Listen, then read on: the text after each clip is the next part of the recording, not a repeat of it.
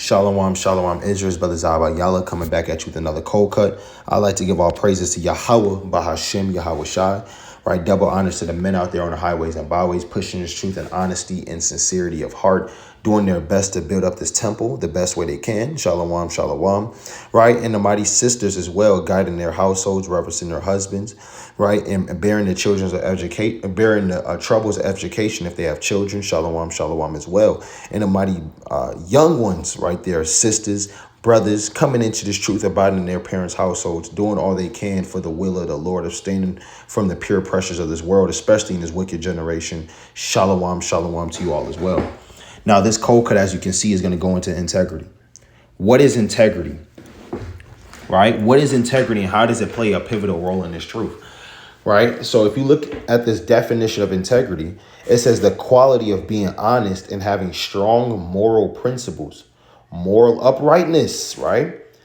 Number 2, the definition says the state of being whole and undivided, the condition of being unified, unimpaired, or sound in construction, internal consistency, right? Or lack of corruption of electronic data, right? So basically it's going into this being complete, being whole, unified, honest when nobody's around, right? Strong moral principles, meaning you're not even going to transgress those principles even if you're by yourself.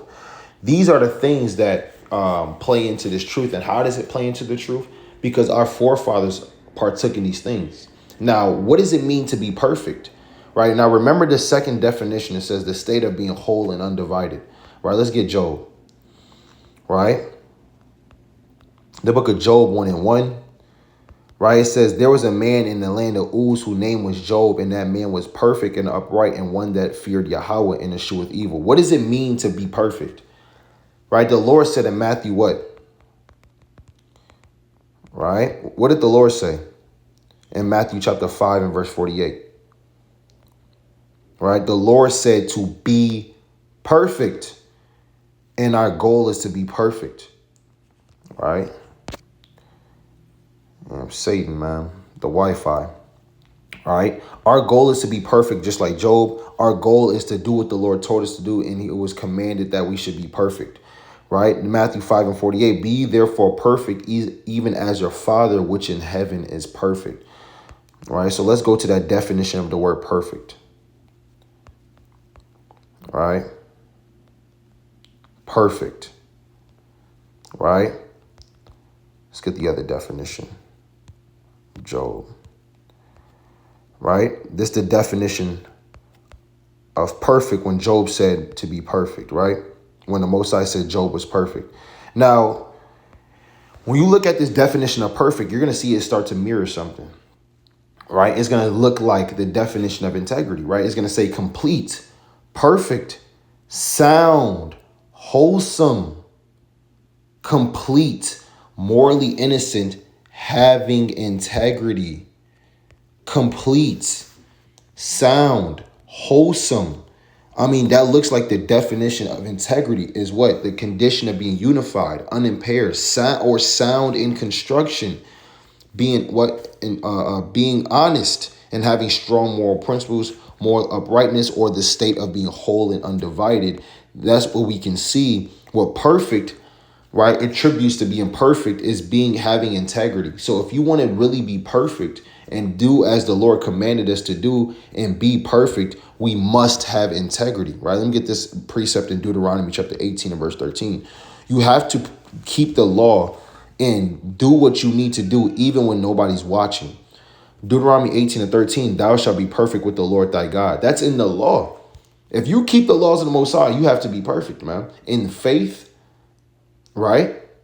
And in spirit. Now, we know we can't keep the law 100% in the flesh, but through faith, we try, we attempt, right, to do our best, right? But we need to be perfect within our faith and within our spirit, like Job, and like with how the Lord commanded us to be. And like our mighty forefathers had integrity as well. Let's go to 1 Kings chapter 9 and verse 4. Right, it's 1 Kings chapter 9 and verse 4. And it says, and if thou wilt walk before me as David thy father, in integrity of heart and in uprightness, to do according to all that I've commanded thee, and will keep my statutes and my judgments, Then I will establish the throne of thy kingdom upon Israel forever, as I have promised to David thy father, saying, there shall not fail thee a man upon the throne of Israel. So if we want thrones, if we want dominion, right, we need to have integrity of heart and uprightness. Meaning, what is your heart? Your mind. The integrity of your mind. Meaning you're going to keep the Most High's commandments. Have the faith even when nobody's watching. Even when stuff starts to get hard. Even when adversity comes your way. Even when you're dealing with certain things, right, and you feel like, hey, you alone in this thing. The Lord said you have to walk in integrity of heart. So guess what? You can be in that kingdom. So you can see your sons and your daughters, hey, be in that kingdom. Your sons start to rule. This is the promise that the Lord gave King Solomon. Aren't we kings? Aren't we the king's children? As it says in Zephaniah chapter 1 and verse 8, that the Lord's going to punish the king's children. Aren't we the king's children?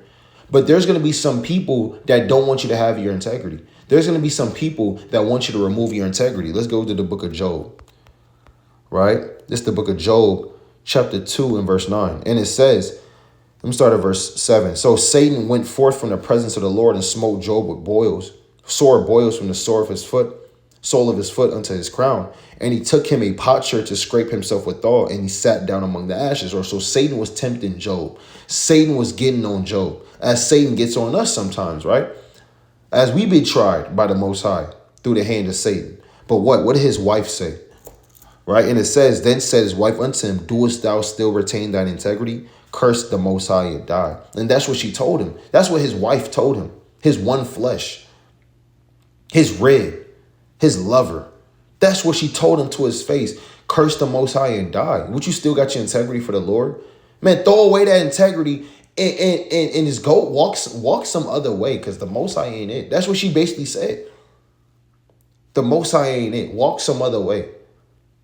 I don't know why you still serve this God in so many words. That's what she said. Do you still have your integrity? You still got that?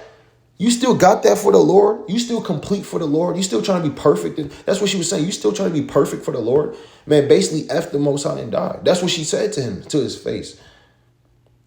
Right? Let's go to Job chapter 27, verse 5. So let's see how Job feels about his integrity. It's Job chapter 27, verse 4. My lips shall not speak wickedness, nor my tongue utter deceit.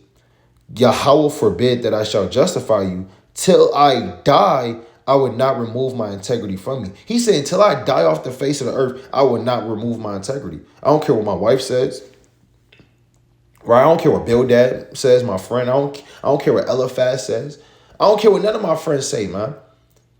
I don't care what my wife. Look, I'm keeping my integrity within me. That's what he was saying.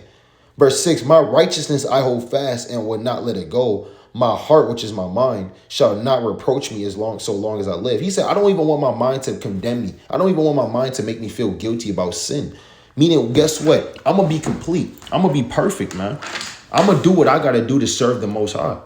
I want to be blameless. See, when you have integrity, you start to become blameless. You start to be something called a just man. You start to be called something, a good man. Right?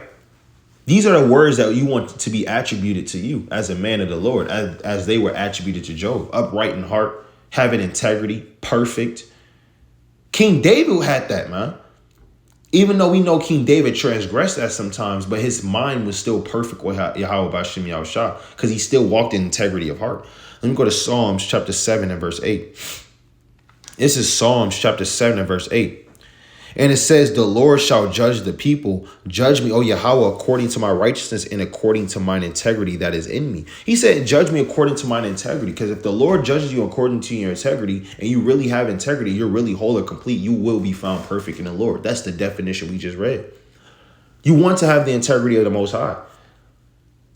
You want to have integrity for the Lord, so when he judges you and examines you, that's what he finds. Because that's what King David prayed for. Let's go to Psalms chapter 25 and verse 1. Psalms 25 and 21. And it says, let integrity and uprightness preserve me, for I wait on thee. Right? And Psalms 25 is a very good chapter into repentance and calling upon the name of the Most High in prayer. But in verse 21 is what I really want. It says, let integrity, uprightness preserve me, for I wait on thee. Why? Because that does preserve you.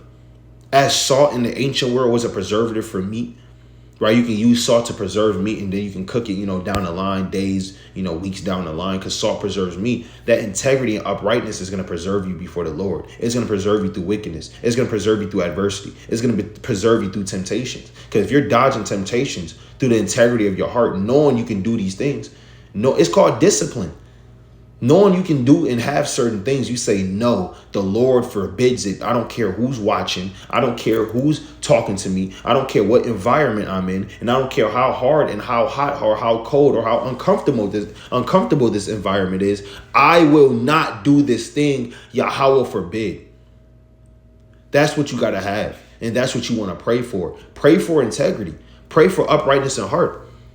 Pray that preserves you through the Spirit. Psalms 26:1, judge me, O Yahweh, for I've walked in mine integrity. I have trusted also in the Lord, therefore I shall not slide. You don't want to slip in this truth because you lost your integrity for 2 seconds. You lost your integrity to that website. You lost the integrity by hitting up that old Eve. You lost that integrity by hitting up that old dude in the world for an 1/8 or 3.5. Right? You lost your integrity by walking to that nasty gas station and asking for a pack of what to Habibi. You don't want to do that. You don't want to lose your integrity for nobody. Job didn't even lose his integrity to his wife. Let's go back to that in Job chapter 2 and verse 9. No losing your integrity to Habibi. Right? It's Job chapter 2 and verse 9. Then said his wife unto him, dost thou still retain that integrity? Curse the Most High and die. But he said unto her, thou speakest as one of the foolish women speaketh. I mean, you talking like some of them HOESs on the street. The hell are you talking about? What? Shall we receive the good at the hand of the Most High? And shall we not receive evil? And all this did not Job sin with his lips. And we read that in Job 27:4, Job did not even utter deceit. No, foolishness didn't even come out of his mouth. We're not losing our integrity for man. We're not doing it for creatures made by the Most High, for carnal man. You want to walk in your integrity. This is your path. You have your own set individual path of fire on the right hand, water on the left, that you got to walk in your integrity. Let me start and jump to verse 11. Let's start at verse 10. Is whose hands is mischief in their right hand is full of bribes. But as for me, right? So David is kind of comparing himself to the wicked. You have the wicked, the right hand is full of mischief. They're full of bribes. Their hands is mischief, right? They have bloody. He calls them bloody men, right? But David said, "But as for me on my path, what? I will walk in mine integrity. Redeem me and be merciful to me." He said, "I don't give a damn what these other men do. I don't give a damn what that brother does. Yeah, I love that brother, but at the end of the day, I gotta walk in mine integrity, man. I gotta do what's best for me in this truth, and that's by being perfect and complete, right? I don't want to sit at the table with sinners." I don't want to wrought falsehood. I don't want to meditate wickedness upon my bed, as it says in Psalms 36 and verse 2 on down. I don't want to do that. I want to walk in my integrity. Even if I'm broke, even if I have no money, even if I'm down on my luck, the only thing you have is your integrity. That's what they say in the world. All I have is my word. All I have is my word. That's what they say in the world. All I have is my word, right? Your grandfather, back in the 60s, 70s, and, all I have is my word, spirit, right? But, hey, guess what? All we have is in our integrity, right? Go to Proverbs 19:1. Even if you broke, you still have something to cherish, man. Don't give up your integrity for no man. This Proverbs 19:1. Better is the poor that walketh in his integrity than he that is perverse in his lips and is a fool, right? You better than that man. He may have money, but he says any willy-nilly, anything. He's just a fool. He's just a dum-dum. Damn stupid head. Just say anything, man. Do anything. Has no discipline. You get a lot of money, or you up and you feel like nobody can control you, and you start doing things you've never done before. You start experiencing new temptations. The Lord said, I'd rather have that man now got nothing, but he still got his integrity. He's still complete before my eyes. Yeah, you may not have certain carnal things, but don't you know you have an opportunity to run up the bag and the riches, man, in the spirit? To build up spiritual wealth like no other, to build up a spiritual bank account in this kingdom, man. Don't you know you have the opportunity to do that if you have integrity? But if you don't have integrity, you don't even think about that. You don't even think about the spirit. All you do is think about the flesh and how to please it. You want to think about having integrity of heart. Even when things don't even seem right, You still trust in the Lord. Even if you think it's crazy, you still trust in Yahweh Bashim Yahushua. If you have children, you should have your integrity. You can go to Proverbs 20:7. The just man walketh in his integrity. If you're a just man, you're going to walk in your integrity. You're going to do it. Why? Because his children are blessed after him. If you love your child, if you love your daughter, your son, if you really love them, look at them in their eye right now and say, I love you. But if you really love them, you're going to keep these commandments, whether in life or death. That's integrity of heart. Next time you're about to go off, think about your children. Do you want them to be blessed after you or not? Next time you face with temptation, think about your child. Damn, do I really want my child to be blessed after me? Think about it. Do I want to fulfill this sin and not have my child be blessed after me? Or do I love my children, so I'm going to deny this and I want them to get the kingdom of heaven with me? Which one is it? Because if you walk in your integrity, your children will be blessed after you, as King David, and guess what? And as to King Solomon. Let's go to 2 Samuel, chapter 11-6. All right, let's get this man right here. This man, he's not really talked about in the scriptures like that, but this man had immense integrity. This man had his women commit adultery on him with the king. This 2 Samuel chapter 11 and verse 3.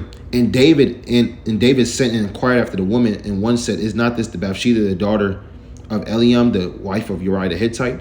And David sent messengers and took her, and she came in unto him, and he lay with her, for she was purified from her uncleanness, and she returned unto her house. Right. So David slept with Uriah the wife's Hittite, Uriah's wife, right? Uriah the Hittite.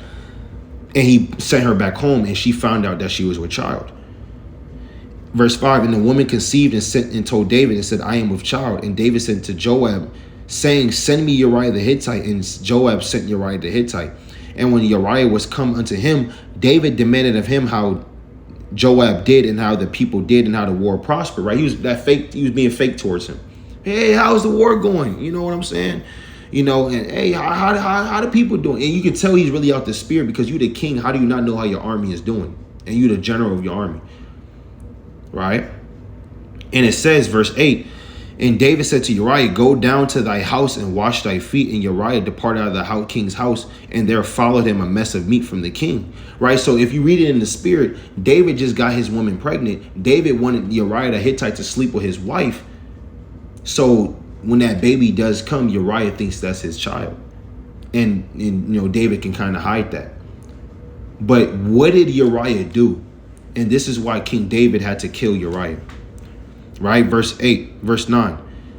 But Uriah slept at the door of the king's house with all the servants of his Lord, and went not down to his house. So, this man slept in front of the king's door. Why did he do that? In verse 10, and when they had told David, saying, Uriah went not down unto his house, David said unto Uriah, camest thou not from thy journey? Why then didst thou not go down into thine house? And Uriah said unto David, the ark in Judah abide in tents, and my lord Joab and the servants of my lord are encamped in the open fields. Shall I then go into my house to eat and to drink and to lie with my wife? As thou livest, as thy soul liveth, I would not do this thing. Uriah the Hittite had a lot of integrity. This man didn't want to lay with his woman. This man didn't want to eat and drink. He said, my people out there dying for Israel, dying to keep this nation safe. And you think I'm going to go back and just chill with my wife? What do you think? What do you think this is? No, I'd rather sleep at the door of your house, man. While my brothers out there, whom I just came from, is abiding in tents for this kingdom, man. Uriah had integrity. He doesn't really get talked about a lot. But King David tried to set him up to sleep with his woman so that he could think that his baby is his. But once he didn't want to do that, that's when you guess what? Verse 13. Let me jump down to verse 14. And it came to pass in the morning that David wrote a letter. So this is the next morning. David wrote a letter to Joab and sent it by the hand of Uriah. And he wrote in a letter saying, set ye Uriah in the forefront in the hottest battle, and retire ye him that he may be smitten and die. And that's evil. He sent the same letter about Uriah dying, and he gave Uriah the same letter to give to Joab about his death. And guess what? Uriah, if he opened that letter, guess what? He would have known what was about to happen. But he had so much integrity, he didn't even open that letter. He didn't even open that letter, and that letter was about his death. Because King David had to put him to death. So guess what? Now it's technically lawful for him to take his wife and have that baby. Right? Committing murder. And that's why the Most High was wroth with him. Right? But Uriah the Hittite had a lot of integrity. And that's what we need to desire to have, is a lot of integrity. We want to have integrity like David's soldiers, man. Like King David, right? Other than this account, right, of him going off. But generally having that integrity like our fathers, like Job, Abraham, Paul, right? Yahushua, Peter, right? These men walked in integrity of heart. And that's what we need to have. So this was a very quick cold cut, understanding what integrity is, how to be perfect. What does it mean to be perfect? Yes, you can be perfect. It's possible to be perfect. All you got to do is have integrity of heart. All right. With that, I'd like to bid a Yahweh Ba'ashim Yahweh Shabrak Shalom.